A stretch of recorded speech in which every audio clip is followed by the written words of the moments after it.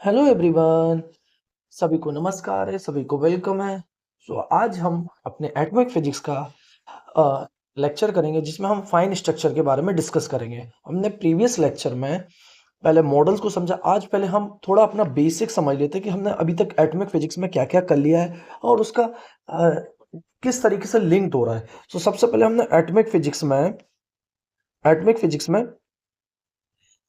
Atomic physics start करी, तो इसमें हमने पहले एटॉमिक थ्योरी पढ़ी।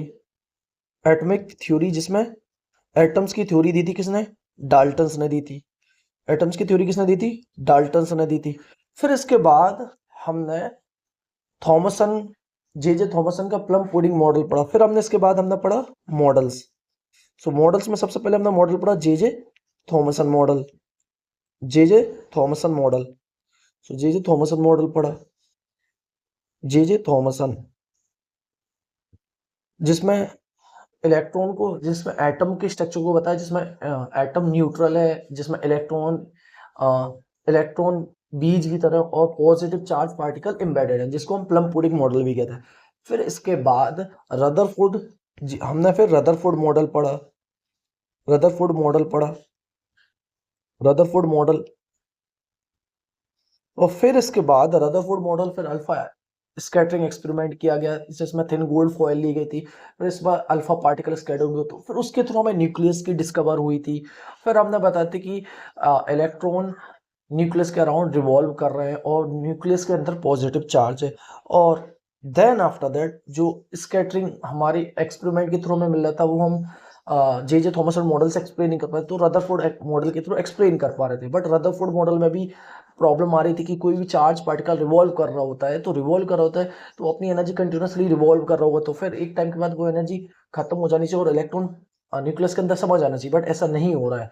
ये प्रॉब्लम को सॉर्ट आउट, फाइन स्ट्रक्चर को भी एक्सप्लेन, स्पेक्ट्रम, हाइड्रोजन स्पेक्ट्रम को भी एक्सप्लेन कर पाता। फिर इसके बाद हमारे पास अगला मॉडल आया बोर एटॉमिक मॉडल। फिर हमारे पास अगला मॉडल आया bore atomic bore atomic model. Bohr atomic model में जिसमें जो थॉमस रदरफोर्ड मॉडल की जो प्रॉब्लम थी, जिसमें उसने पोस्टुलेट से दिया कि इलेक्ट्रॉन उन ऑर्बिट में रिवॉल्व करता है जिसमें एंगुलर मोमेंटम क्वांटाइज्ड है और ऑर्बिट्स आर स्टेशनरी है। और इन सब चीजों को लेकर फिर बोर एटॉमिक मॉडल की मदद से हम हाइड्रोजन स्पेक्ट्रम को एक्सप्लेन कर पाए।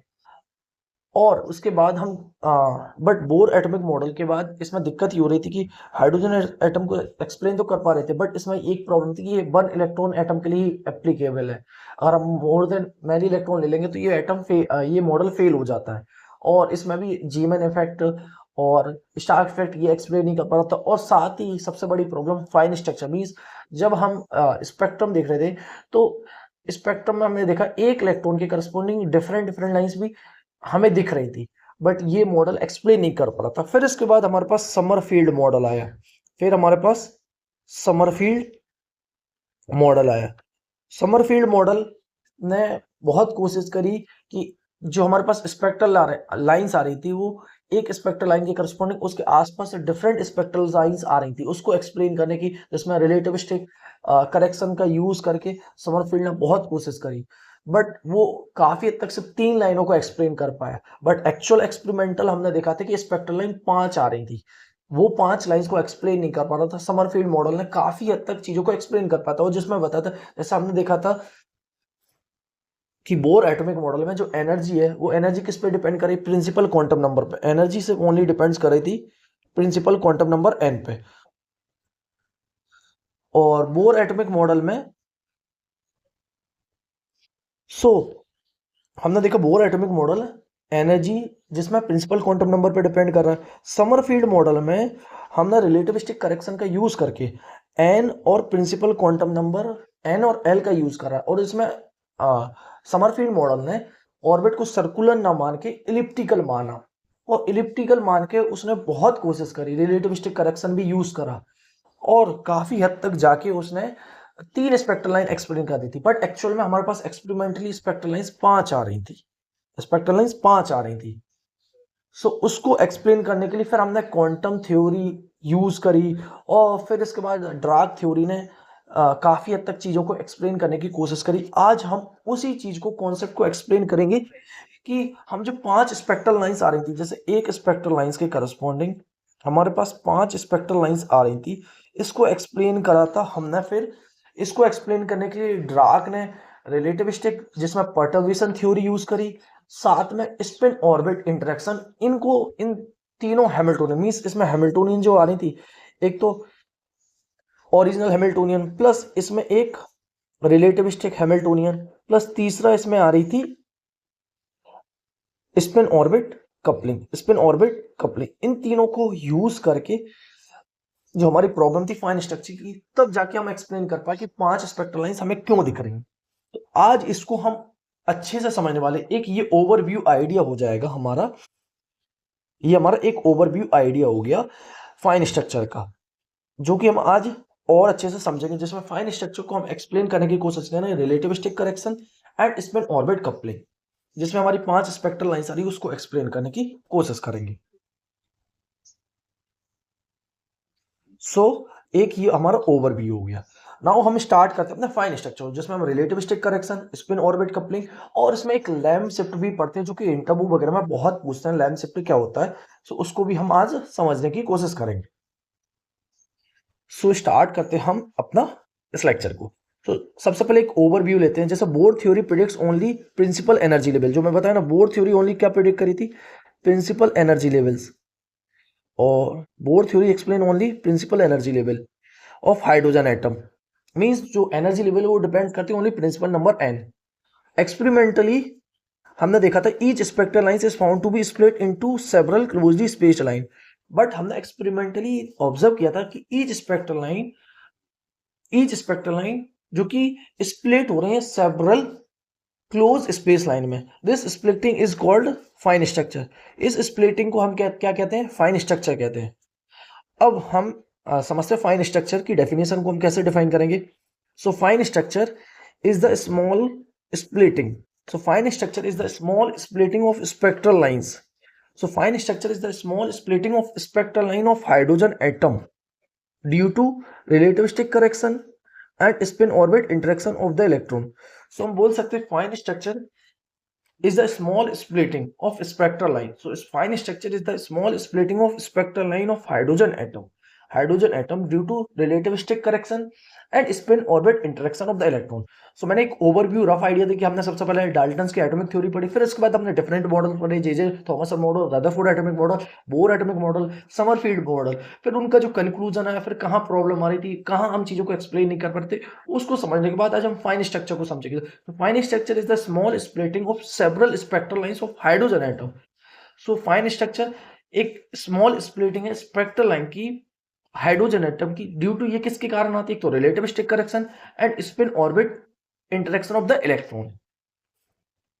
सो अब हम समझेंगे why fine structure is required. हमें फाइन स्ट्रक्चर की रिक्वायरमेंट कहां हो रही थी, कहां हम चीजों को एक्सप्लेन नहीं कर पा रहे थे। सो Bohr model could not explain splitting of spectral lines. So bore atomic model explain नहीं कर पा रहा था splitting of spectral lines.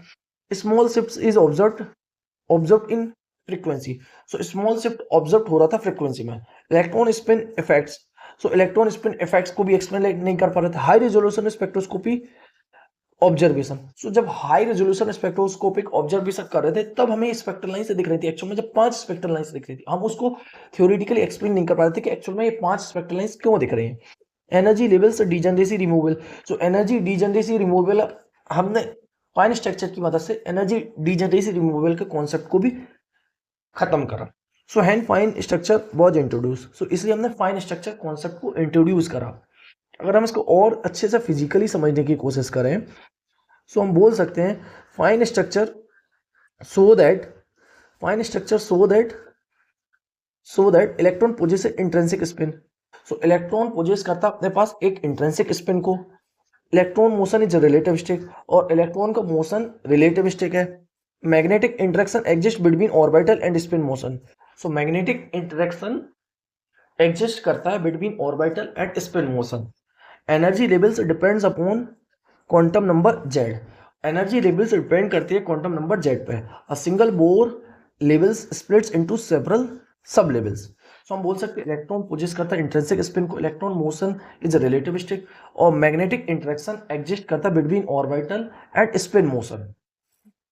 Means magnetic interaction होता है between orbital and spin motion. Energy level depends upon quantum number J. A single Bohr level splits into several sub levels. So cause of fine structure. So क्या cause है fine structure का? So fine structure mainly arises due to, so हम बोल सकते हैं fine structure क्यों mainly arise होता है? Due to relativistic correction and spin orbit coupling. So fine structure arises due to spin orbit interaction, relativistic correction and spin orbit coupling. और अगर हम इसकी relativistic correction की बात करें, सो डेफिनेशन की हम बात करें, सो रिलेटिविस्टिक करेक्शन में एक तो रिलेटिविस्टिक करेक्शन को समझेंगे हम, फिर स्पिन ऑर्बिट कपलिंग को देखेंगे। इस रिलेटिविस्टिक करेक्शन में हम परटर्बेशन थ्योरी का यूज करके रिलेटिविस्टिक एनर्जी निकालते हैं। तो मैं उसको तो डेरिवेशन नहीं करने वाला हूं, हम एक उसका रफ ओवरव्यू ले लेंगे, एक आइडिया ले लेंगे। मैन हमारा कंक्लूजन है चीजों को समझने का कि हमारा एक्चुअल में ये प्रॉब्लम थी तो इसका कंक्लूजन क्या आया। मींस अगर हम उसको मैथमेटिकली ड्राइव करने जाएंगे तो काफी टाइम लग जाएगा, बट हमारा मेन टास्क है मेन कंक्लूजन, की पॉइंट्स को समझना। So relativistic correction is the modification of electron energy level. So relativistic correction क्या है? Modification है हमारे electron energy का due to the fact that electron moves with velocity comparable to the speed of light. So relativistic correction actual में modification होता है energy level का electron का। ये क्यों होता है? क्योंकि इलेक्ट्रॉन मूव कर रहा होता है अप्रोक्सीमेटली स्पीड ऑफ लाइट के comparison, so speed of light के कंपेयर में। सो इसलिए हमें रिलेटिविस्टिक करेक्शन की रिक्वायरमेंट है। सो अब हमें रिक्वायरमेंट क्यों लग रही है? क्योंकि हमें पता बोर एटॉमिक मॉडल में हम मास को कांस्टेंट मान के चलते हैं, but according to relativity mass is not constant. So we use m is equal to m not under root 1 minus v square upon c square. Therefore electron mass changes with velocity. So electron का mass change होता है with velocity, hence electron energy must be corrected. So हम इससे बोल सकते हैं electron energy, इससे हम करेक्ट कर पाएंगे। So relativistic correction according to Einstein E is equal to m not under root 1 minus v square by c square. So हम बोल सकते हैं for v is very very less than c, और जब स्पीड ऑफ लाइट, जब हमारी speed of particle वो बहुत कम है as compare to speed of light, तो हम इसको एक्सपेंड करते हैं m is equal to m naught 1 plus v square by c square binomial expansion से। हेंस हमें पता है हमारा मास है, जो एक्चुअल मास है वो काफी ज्यादा होगा किसके कंपैरिजन में? रेस्ट मास के कंपैरिजन में। Therefore kinetic energy slightly increase. So इससे क्या हो जाएगी? काइनेटिक एनर्जी स्लाइटली इंक्रीज कर जाएगी। अब इसके बाद हम रिलेटिविस्टिक एनर्जी करेक्शन का यूज करते हैं। So total energy of electron become, so kinetic energy slightly increase कर जाएगी, इससे हमारे एनर्जी में कुछ करेक्शन आ जाएगा। सो electron total energy of electron become, एक तो हमारी जो एक्चुअल एनर्जी जो बोर एटॉमिक मॉडल में -13.6 बाय एन स्क्वायर, जो कि प्रिंसिपल क्वांटम नंबर पे डिपेंड करती थी। फिर दूसरा आता हमारी रिलेटिविस्टिक करेक्शन एनर्जी, जिसमें डेल्टा ई हमारा क्या रिलेटिविस्टिक करेक्शन एनर्जी है। सो हम करेक्शन टर्म को पुट करके इसको एक्चुअल में हम ड्राइव करते हैं रिलेटिविस्टिक करेक्शन एनर्जी को बाय परटर्बेशन थ्योरी, और तब जाके हम पुट कर रहे होते हैं ना, तो इसमें हमें एक्चुअल मिलता है relativistic correction energy delta E relative is equal to minus E N square upon two F naught C square 4n upon L plus half minus 3/2। अब इसमें देखो बोर एटॉमिक मॉडल में एनर्जी, एनर्जी किस पे only depend कर रही थी? Principal quantum number n पे। फिर समरफील्ड एटॉमिक मॉडल हमने देखा एनर्जी किस पे डिपेंड कर रही है? n पे भी और l पे भी। Hence energy depends upon both n and l। और जिसमें उन्होंने ये समरफील्ड मॉडल ने ये भी बताया कि ऑर्बिट सर्कुलर ना होकर एलिप्टिकल भी हो सकती है, जिसके कारण हमारे पास दो क्वांटम नंबर n और l, therefore degeneracy is removed. So इससे हम डीजेनरेसी को रिमूव कर पाए। नाउ अगर हम फिजिकल मीनिंग को समझे अच्छे से रिलेटिविस्टिक करेक्शन का, अगर फिजिकल मीनिंग क्या एक्चुअल में ये हमें क्या बता रहा है, सो हम बोल सकते हैं electron velocity is not negligible compare to speed of light. So हम इलेक्ट्रॉन की स्पीड को नेग्लिजिबल नहीं मान सकते as compare to speed of light. Electron mass slightly increases, so electron का मास स्लाइटली इंक्रीज कर जाता है, energy level slightly shift slightly. इसी कारण इलेक्ट्रॉन का मास इंक्रीज कर जाएगा, इससे एनर्जी में कुछ करेक्शन आएगा। एनर्जी में करेक्शन आने से एनर्जी लेवल्स थोड़े शिफ्ट कर जाते हैं। So higher orbital splits into sub level, so higher orbital split कर जाते हैं सब लेवल्स में। Spectral lines become multiple spaced close line, so हम बोल सकते हैं spectral lines become multiple closed space line. So spectral lines becomes multiple closed space line. So spin orbit coupling, so spin orbit coupling, अब हम एक तो सबसे पहले हमने रिलेटिविस्टिक करेक्शन टर्म देख लिया। सो हमारे पास एक्चुअल हैमिल्टोनियन के थे, एक तो और ओरिजिनल हैमिल्टोनियन, फिर एक हमने रिलेटिविस्टिक हैमिल्टोनियन ली, और फिर एक स्पिन ऑर्बिट हैमिल्टोनियन। सो इन तीनों की मदद से हम अपने फाइन स्ट्रक्चर को एक्सप्लेन कर पाएंगे। सो स्पिन ऑर्बिट कपलिंग की हम डेफिनेशन कैसे देंगे? Spin orbit coupling is the interaction between electron spin of magnetic movement, electron spin of magnetic movement and magnetic field produced by orbital motion around the nucleus। सो हम बोलेंगे spin orbit coupling actual में क्या interaction है किसका? Electron spin का magnetic movement, electron spin magnetic movement and magnetic field जो कि produce कर रहा है कौन? Orbital motion around the nucleus. So spin orbit coupling actual में क्या है? देखो जैसे इलेक्ट्रॉन रिवॉल्व कर रहा होता है अराउंड द न्यूक्लियस ऑर्बिट में, तो इलेक्ट्रॉन के रिवॉल्व करने से चार्ज मूव करेगा तो करंट आएगा, करंट के मूव करने से मैग्नेटिक फील्ड आएगी, करंट के फ्लो होने से मैग्नेटिक फील्ड आएगी। सो वो मैग्नेटिक फील्ड इंटरेक्ट करती इलेक्ट्रॉन के स्पिन मैग्नेटिक मूवमेंट से, जिसको हम स्पिन ऑर्बिट कपलिंग कहते हैं। So spin orbit coupling is the interaction between electron spin, magnetic movement and magnetic field produced by field produced by electron by its orbital motion around the nucleus, जिसको हम spin orbit coupling कहते हैं। अब हमें इसकी जरूरत क्यों लगी थी? एक तो सबसे पहला पॉइंट की point, so relativistic correction alone can not explain all experimentally observed splitting. So relativistic correction सभी को एक्सप्लेन नहीं कर पाता। So relativistic correction alone cannot explain all the experimental observed splitting। So देखो जैसे हमने अभी रिलेटिविस्टिक करेक्शन से कोशिश करी, बट फिर भी हमें 3 लाइन ही मिली, 5 लाइन को हम एक्सप्लेन नहीं कर पा रहे, तो फिर हमने स्पिन ऑर्बिट कपलिंग को और इंक्लूड कर ला। So electron possesses orbital angular momentum and spin angular momentum. So electron possess करता है अपने पास orbital angular momentum and spin angular momentum. So their interaction causes additional splitting. So इसके interaction से क्या होता है? एडिशनल स्प्लिटिंग होती है, जिसको हम अब फिर जैसे हम स्पिन ऑर्बिटल एंगुलर मोमेंटम जिससे मैग्नेटिक फील्ड आती है, और स्पिन एंगुलर मोमेंटम जो कि मैग्नेटिक फील्ड को यूज करके स्पिन ऑर्बिट इंटरेक्शन बनाता है, जिससे हम एडिशनल स्प्लिटिंग को एक्सप्लेन, यही कारण होता है एक्चुअल में एडिशनल स्प्लिटिंग का। जो हम 5 लाइंस आ रही, अब हम स्पिन ऑर्बिट इंटरेक्शन की मदद से वो अच्छे से एक्सप्लेन कर पाएंगे कि 5 लाइंस क्यों आ रही हैं।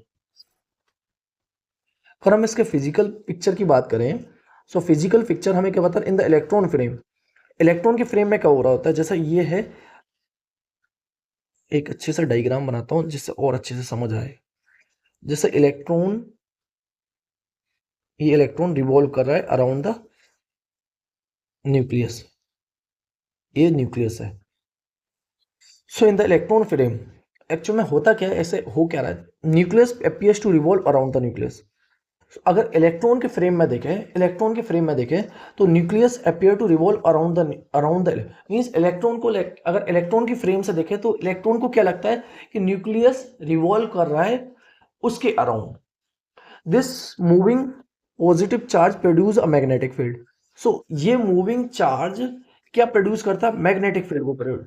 क्योंकि अगर इलेक्ट्रॉन के फ्रेम में देखें तो इलेक्ट्रॉन को क्या लगेगा? न्यूक्लियस अपीयर कर रहा है, क्या रिवॉल्व कर रहा है अराउंड द इलेक्ट्रॉन, और this moving positive charge produce कर रहा है मैग्नेटिक फील्ड को। This the electron spin magnetic movement. So ये मैग्नेटिक फील्ड इंटरेक्ट करती, electron spin magnetic movement interact with magnetic field.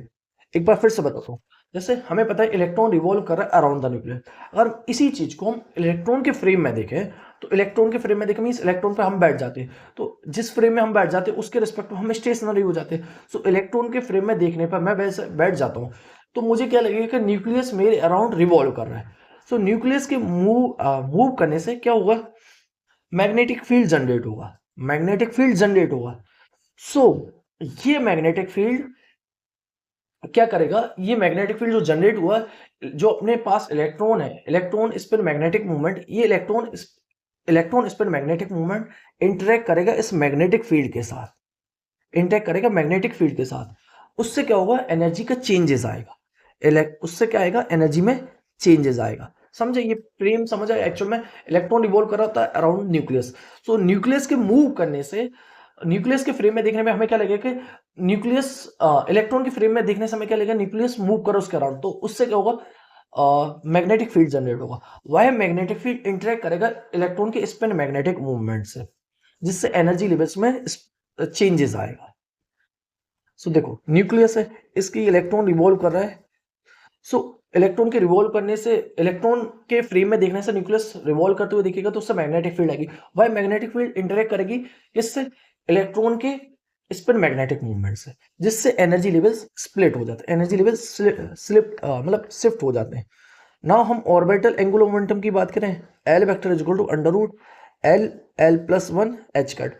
Spin angular momentum की बात करें, so S vector is equal to under root S S S plus one h cut. अगर हम for electron की बात करें, so for electron S is equal to half. Therefore हम बोल सकते हैं capital S is equal to under root 3/2 h cut. Now total angular momentum की बात करें, टोटल एंगुलर मोमेंटम हमारे पास क्या होगा, L plus S means spin orbit angular momentum and orbital angular momentum. So total angular momentum हमारे पास क्या हो जाएगा, J vector is equal to L plus S. और अगर हम इसके मैग्नीट्यूड की बात करें, so under root J J J plus one h cut, J J J plus one h cut. J की वैल्यू हमारे पास क्या है, J small G is equal to L plus minus half. So hence two possible states are exist. So इसमें two possible states exist करती हैं। So spin orbit interaction की बात करें, सो स्पिन ऑर्बिट इंटरेक्शन से, स्पिन ऑर्बिट इंटरेक्शन एनर्जी की बात करें, so the energy correction. So interaction energy हम क्या बोलेंगे, interaction energy delta L S O, that is directly proportional to L vector dot S vector. So using J square is equal to J vector is equal to, हम उसका square करेंगे, इसको हम derivation भी करे हुए हैं। So J square is equal to L square plus S square plus 2 times L dot S. क्यों, हमें पता है स्पिन ऑर्बिट जो एनर्जी स्प्लिट हो रहे हैं वो किसके प्रोपोर्शनल है, directly proportional to spin orbit interaction. So spin orbit interaction की वैल्यू निकालते हैं, जिसमें हमारे पास स्पिन ऑर्बिट इंटरेक्शन मींस इस वैल्यू को उठा के हम कहाँ रख देते हैं, इस वैल्यू को उठा के हम यहाँ पे रख देते हैं, और फिर इस प्रोपोर्शनलिटी कांस्टेंट को हटाते हैं, तो हमारे पास कुछ कांस्टेंट टर्म आता है जिसको हम दे देते हैं A J J J plus one minus L L L plus one minus S S plus one, where A is spin orbit coupling constant. So इसमें ए क्या है, हमारा स्पिन ऑर्बिट, जो स्पिन ऑर्बिट है जो कपल कर रहा वो कांस्टेंट को हमने स्पिन ऑर्बिट कपलिंग कांस्टेंट कह दिया। नाउ एनर्जी लेवल स्प्लिटिंग की बात करें, एल इज इक्वल टू 1, इसके लिए पॉसिबल वैल्यूज क्या हो जाएंगी, 5 हो जाएंगी, और J is equal to 3/2 and J is equal to 1/2। So J is equal to 1/2 और जे इज इक्वल टू 3/2 और J is equal to 1/2। Therefore one levels split into two levels similarly. So यहाँ पे क्या हो रहा है, हमने देखा कि एक लेवल्स स्प्लिट हो रहा है टू लेवल्स में। Similarly for L does not equal to zero, the level splits into multiple sub levels. Means अगर L does not equal to zero, so जो लेवल्स है वो फादर सब लेवल्स में स्प्लिट होंगे। सो फाइन स्ट्रक्चर एनर्जी को हम बात करें, सो टोटल करेक्शन हमारा क्या हो जाएगा, energy correction due to relativistic plus energy correction due to spin orbit. So total हमारा क्या होगा, E total is equal to energy due to nth orbital plus जो कि हमारा प्रिंसिपल, जो कि हमारा बोर हाइड्रोजन एटम में आया था, और डेल्टा ई जो कि स्पिन ऑर्बिट इंटरेक्शन, जो कि हमारा एक तो रिलेटिविस्टिक से आ रहा है प्लस एक स्पिन ऑर्बिट इंटरेक्शन से आ रहा है। सो ये हमारा फाइन स्ट्रक्चर को एक्सप्लेन कर पा रहा है। मीन जो हमारी 5 लेवल्स आ रही थी उसको हम फाइन स्ट्रक्चर एनर्जी लेवल से अच्छे से एक्सप्लेन कर पा रहे हैं। So hence hydrogen spectral lines split into fine components. हम बोल सकते हैं जो हाइड्रोजन की स्पेक्ट्रल लाइंस है वो स्प्लिट हो रही है फाइन कंपोनेंट्स में, हम उसको एक्सप्लेन कर पा रहे हैं। नाउ इसमें एक इंपॉर्टेंट टर्म ब्लैम शिफ्ट आता है, जो कि इंटरव्यू वगैरह में बहुत बार पूछते हैं, very important for interview purpose. So interview purpose के लिए लैम्प शिफ्ट बहुत इंपॉर्टेंट है।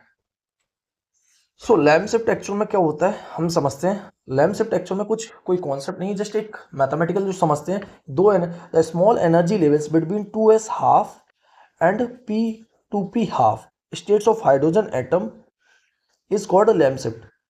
सो एक्चुअल में क्या होता है, जो 2s हाफ और 2p हाफ स्टेट्स है हाइड्रोजन एटम की, उसके एनर्जी डिफरेंस को हम क्या कहते हैं, लैम्प शिफ्ट कहते हैं। इसको डिस्कवर किया था बिल लैम्प्स ने, इसको डिस्कवर किया था बिल लैम्प्स ने in 1947। So observe experimental fact क्या थे हमारे पास, ऑब्जर्व एक्सपेरिमेंटल फैक्ट क्या थे, according to Dirac theory, Dirac के अकॉर्डिंग क्या था, 2s हाफ और 2p half, 2p half have a 6 equal energy levels. So actual में ये डीजनरेट लेवल्स मान रहा था। एक्चुअल में according to Dirac theory 2s half and 2p half have a equal energy levels. So इसके according क्या था, 2s हाफ और 2p half, 2p half in दोनों की एनर्जी लेवल्स, इन दोनों के एनर्जी लेवल्स सेम है, मींस इन दोनों में कोई एनर्जी का डिफरेंस नहीं है।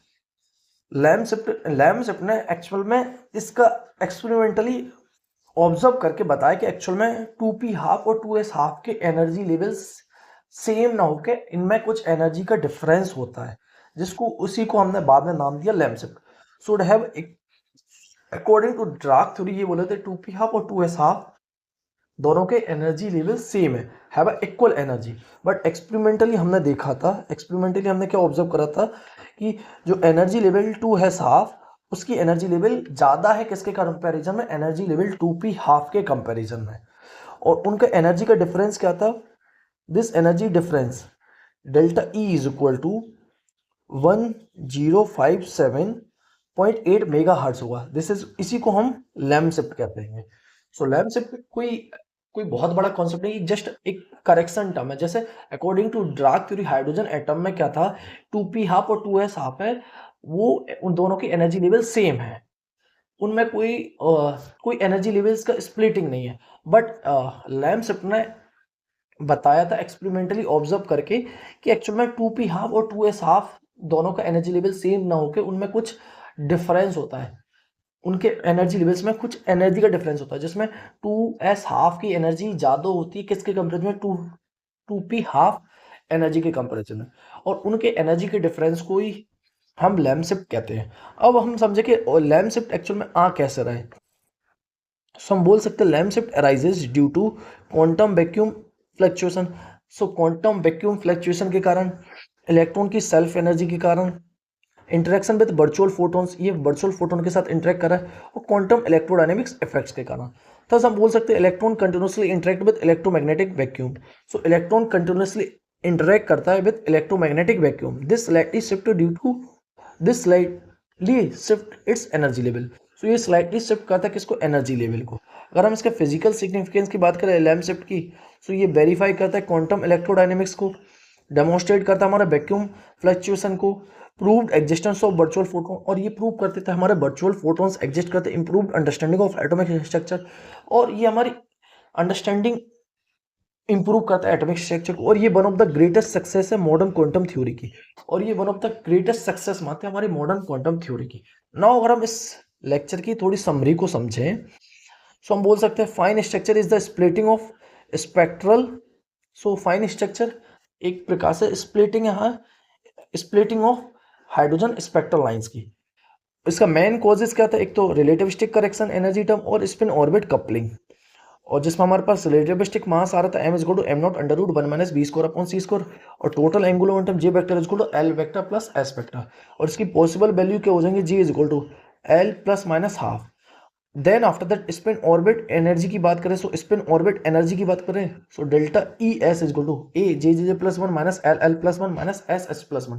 सो टोटल फाइन एनर्जी हमारी जो आ रही थी, जिसमें एक तो रिलेटिविस्टिक और एक स्पिन ऑर्बिट कपलिंग आ रही थी, और लैम्प शिफ्ट के थ्रू हमें पता चला था कि 2s हाफ और 2p हाफ की एनर्जी लेवल सेम ना होके उनमें कुछ एनर्जी का डिफरेंस होता है, जिसमें 2s हाफ की एनर्जी ज़्यादा होती है किसके कंपेरिजन में, 2p हाफ के कंपेरिजन में।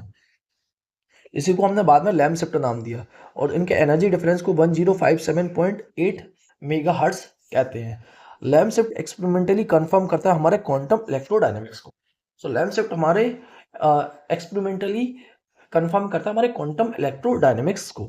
नाउ हम इंटरव्यू से रिलेटेड क्वेश्चन को भी डिस्कस कर लेते हैं। तो हमने फाइन स्ट्रक्चर को बहुत अच्छे से डिटेल वे में समझा। मैं आई होप करता हूँ कि अगर ये लेक्चर को एक बार डिटेल में देख लें और इससे रिलेटेड इंटरव्यू के क्वेश्चन देख लें तो पक्का श्योर कर रहा हूँ आप हर एक क्वेश्चन को अच्छे से इंटरव्यू के हर एक क्वेश्चन को डिस्कस करके अच्छे से एक्सप्लेन कर पाएंगे, चाहे असिस्टेंट प्रोफेसर हो, चाहे पीएचडी के हो, चाहे बीआरसी हो, डीआरडी हो। नाउ हम फाइन स्ट्रक्चर के इंटरव्यू के क्वेश्चन और डिस्कस कर लेते हैं जिससे हमारी और क्लियरेंस हो जाए। सो हमने फाइन स्ट्रक्चर को अच्छे से डिटेल में समझ लिया। अब हम इंटरव्यू के क्वेश्चन डिस्कस कर लेते हैं जिसमें पॉसिबल क्वेश्चन जो भी बन सकते हैं फाइन स्ट्रक्चर से और लैम्प शिफ्ट वगैरह से, और इससे बेसिक बेसिक क्वेश्चन बनते हैं बट ये इंटरव्यू में बहुत पूछते हैं। सो इसलिए हम एक बार डिस्कस कर लेते हैं। सो सबसे पहले what is fine structure. So what is fine structure.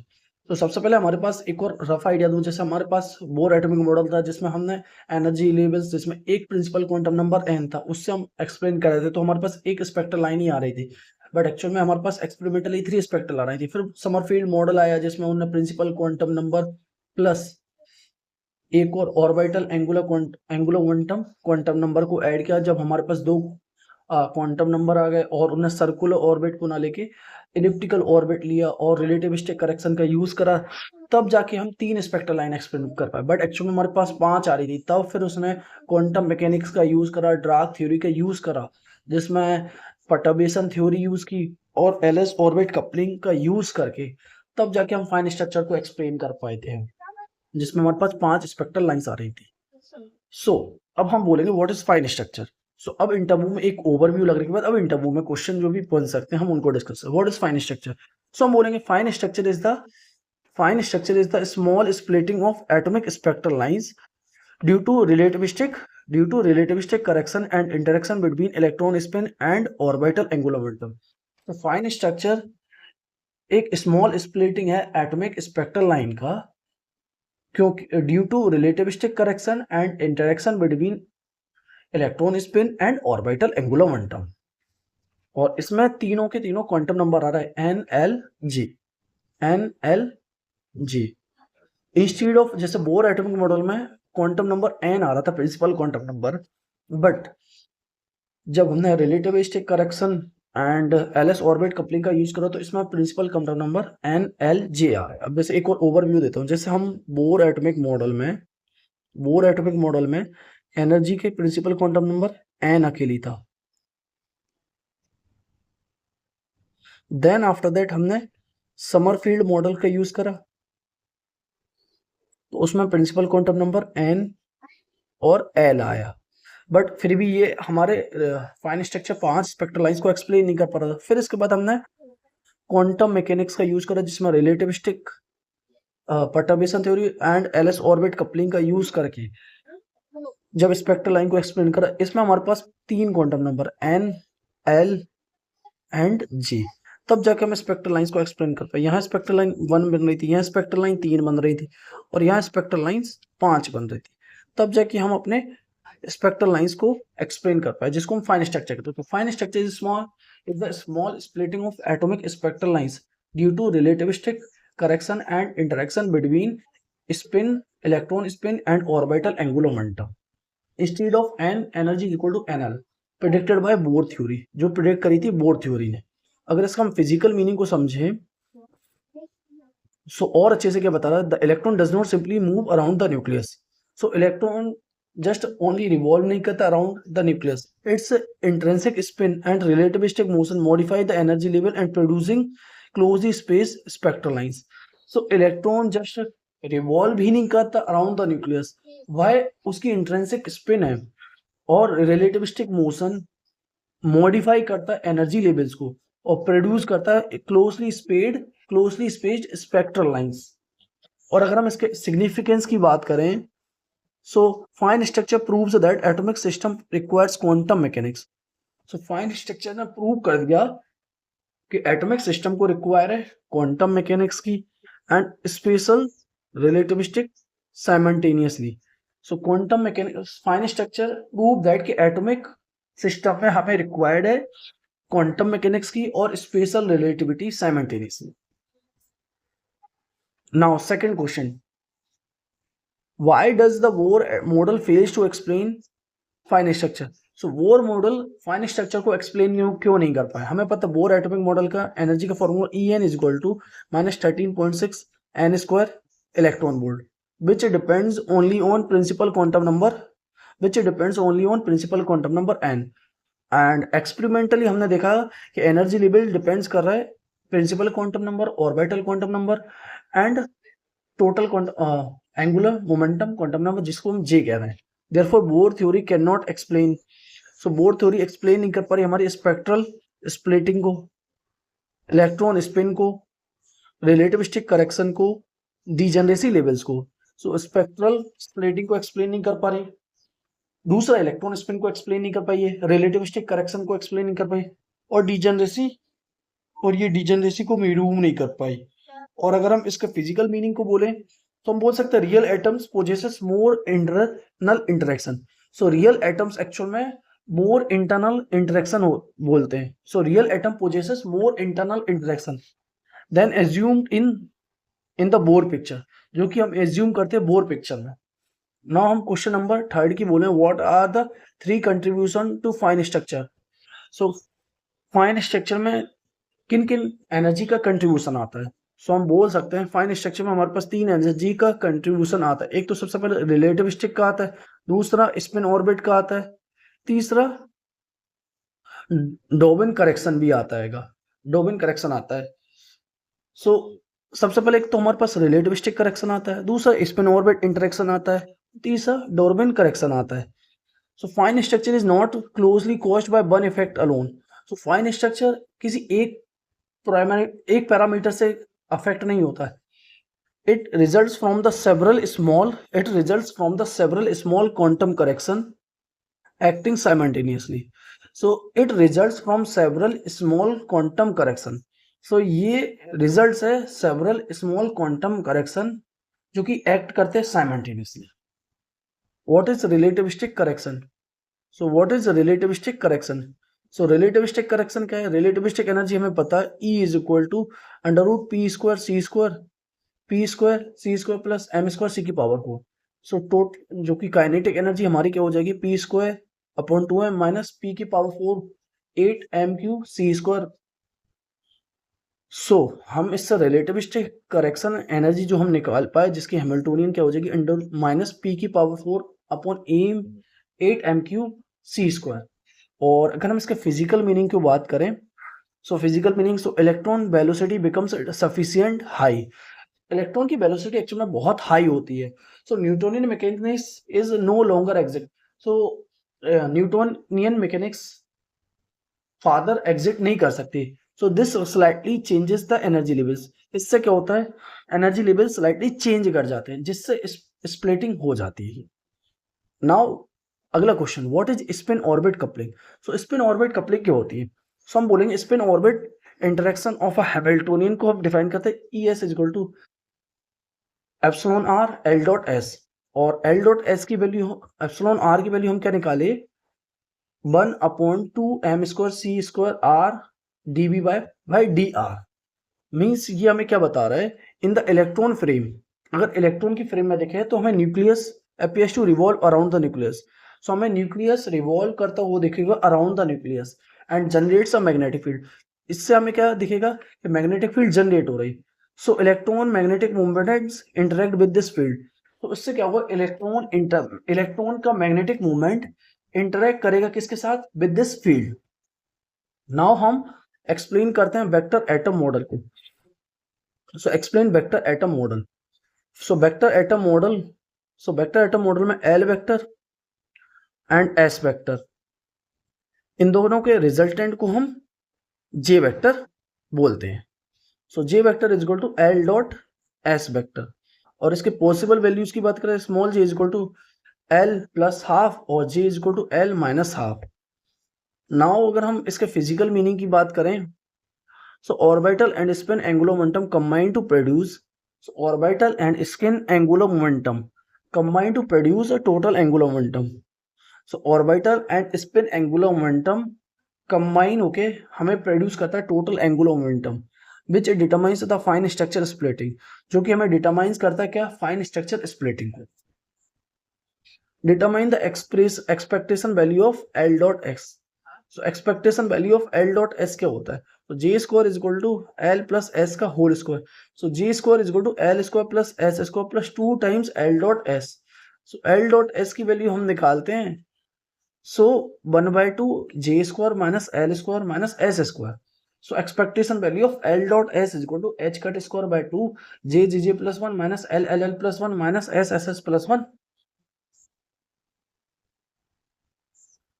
सो अगर हम इसके फिजिकल मीनिंग की बात करें, सो फिजिकल मीनिंग हमें क्या बता रहा है, the orientation of spin relative to orbital motion determines the energy shift.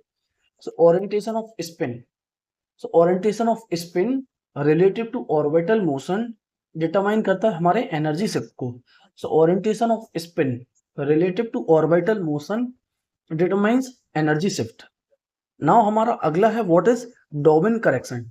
डॉर्बिन correction, so Darwin correction just एक आइडिया ले लो, इतना कोई इसका याद करने की जरूरत नहीं। So H Darwin is equal to H cut square upon 8 M square C square del square B, where V हमारा क्या है, potential energy minus E square upon 4 pi epsilon not R. और अगर हम इसके फिजिकल मीनिंग की बात करें, the electron exhibit rapid quantum fluctuation called jitter bang, जिसको हम कहते हैं jitter bang. As a result its position become uncertain and the potential energy changes slightly. So हमें पता है इलेक्ट्रॉन एग्जिबिट करता है रैपिड क्वांटम फ्लक्चुएशन, जिसको हम कहते हैं जिटर बैंग। इसका रिजल्ट क्या होता है, it's position become uncertain. So इसकी पोजीशन अनसर्टेन हो जाती है and potential energy changes slightly, और पोटेंशियल एनर्जी चेंज होती है slightly. This effect exist only, और ये इफेक्ट एग्जिस्ट करता है only for L is equal to 0।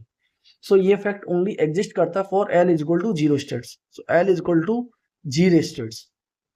So L is equal to 0 states. What is fine structure energy formula? So write fine structure energy formula. So write the fine structure energy formula. So delta E Fs is equal to m c square alpha की power 4 upon 2 n cube 1 upon j plus half minus 3 upon 4n, जिसमें alpha की value क्या है 1/1/37, जिसको हम fine structure constant भी बोलते हैं। और ये कई बार असिस्टेंट प्रोफेसर वगैरह में बहुत बार पूछा गया। इसको हम क्या कहते हैं, fine structure constant, fine structure constant. So the correction is proportional to alpha की power 4। So correction proportional alpha की power 4, showing that the fine structure is very small effect.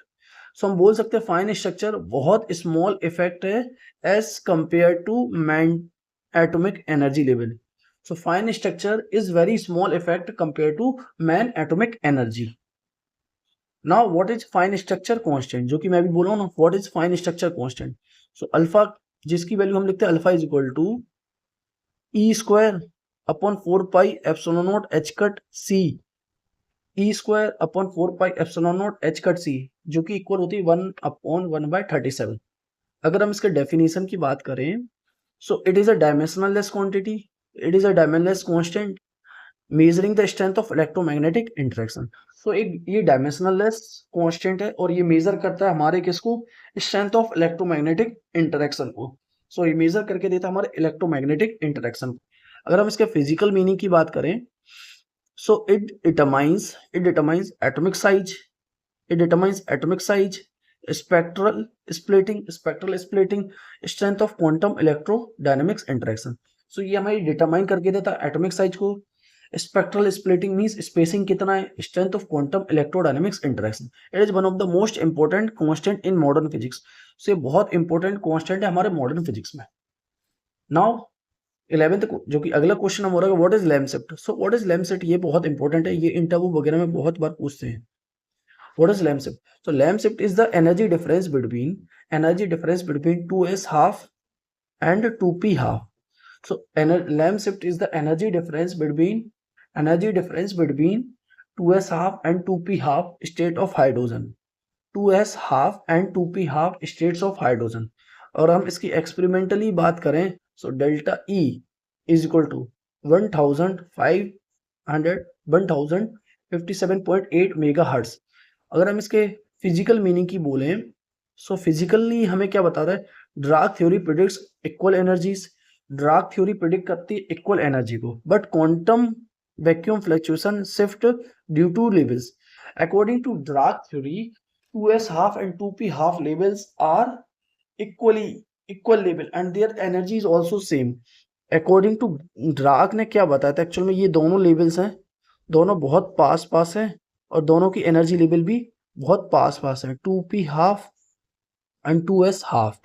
इन दोनों की एनर्जी लेवल्स सेम है, exact बिल्कुल approximate है और इनका ये बहुत पास पास है। बट लैम्पशिफ्टर ने एक्सपेरिमेंटली बताया था कि इन दोनों में ये दोनों एनर्जी लेवल सेम नहीं है, दोनों एनर्जी लेवल सेम नहीं है। 2s हाफ की एनर्जी ज़्यादा as compare to P half, और इन दोनों में के बीच का एनर्जी डिफरेंस है जिसकी वैल्यू ने कैलकुलेट करके दी। और ड्राक ने प्रेडिक्ट करा था कि दोनों एनर्जी लेवल सेम है, but quantum vacuum fluctuation shift due to the levels. Therefore हम बोल सकते हैं energy of 2s half is greater than energy of 2p half. Why does Lamb shift ऑक्यूर्स?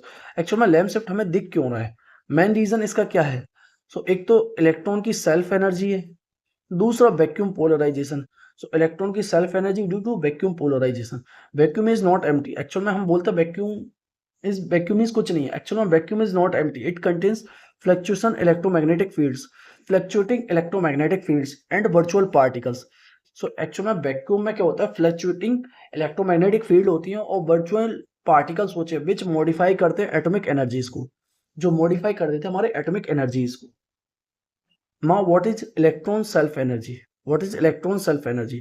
जैसे इलेक्ट्रॉन है, इलेक्ट्रॉन की प्रोसेस होती है, सो इसमें गामा इलेक्ट्रॉन प्लस गामा निकलते हैं, फिर गामा से फिर इलेक्ट्रॉन मिलते हैं, means electron continuously emits and reabsorb virtual photons. So electron continuously emit and reabsorb करता है हमारे वर्चुअल फोटॉन्स को। This interaction changes its energy. So ये इंटरेक्शन चेंज करता है अपनी एनर्जी को and contributes to lamb shift. So this interaction changes its energy. So ये interaction change करता है its energy को और contributes to length shift. What is vacuum polarization? So vacuum polarization क्या होता है, जिसमें गामा फोटोन एमिट करता है इलेक्ट्रॉन को प्लस पॉजिट्रॉन को, फिर दोनों एब्जॉर्ब करके अगेन गामा फोटोन बना लेते हैं। So the vacuum behaves like a polarizable medium. Virtual particle electron and positron pair slightly and modify the Coulomb potential. So virtual electron and positron pair करते हैं slightly और modify करते हैं हमारे Coulomb potential को, causing energy shift, जिससे energy shift होता है। Why lamp shift is larger for S state? lamp shift में S state के लिए energy level high क्यों है? For S state L is equal to 0, orbital angular momentum 0 होगा, so उसके corresponding probability नॉन जीरो आएगी। Therefore electron spends considerable time near the nucleus, means electron spend करेगा considerable time near the nucleus. For L does not equal to zero wave function is equal to zero, hence quantum fluctuation affects s states. So इसमें क्या हुआ, quantum vacuum में hence vacuum fluctuation affect करती है हमारी S state को। सो हम बोल सकते हैं स्टेट्स मस्ट मोर स्ट्रांगली, तो इसमें वो बहुत स्ट्रांगली इंटरेक्ट होगा, मींस हम इसमें बोल सकते हैं the closer to the electron come to the nucleus, the closer the electron come to the nucleus stronger the quantum vacuum effects become. Mean जितना ज्यादा इलेक्ट्रॉन न्यूक्लियस के पास आएगा उतना ही ज्यादा हमें क्वांटम फ्लक्चुएशन दिखेगा। आई होप कि हमने एक अच्छे क्वेश्चनों को फाइन स्ट्रक्चर से रिलेटेड जो भी पॉसिबल हो सकता है हमने उसको डिस्कस किया और हमने फाइन स्ट्रक्चर को भी बहुत अच्छे से डिटेल में समझा। आई होप कि लेक्चर अच्छा लगा होगा, और लेक्चर अच्छा लगा है तो प्लीज लाइक करें, सब्सक्राइब करें और शेयर करें अपने सभी दोस्तों के साथ, जिससे मुझे भी मोटिवेशन मिले और आपके लिए और ज्यादा से ज्यादा कंटेंट आपके लिए प्रोवाइड करा सकूं। सो प्लीज सब्सक्राइब शेयर करें अपने सभी दोस्तों के साथ फिजिक्स ग्रुपों में, जिससे उनको भी हेल्प मिल सके और ये क्वालिटी ऑफ कंटेंट उन तक पहुंच सके। सो हम मिलते हैं नेक्स्ट लेक्चर में। Take care.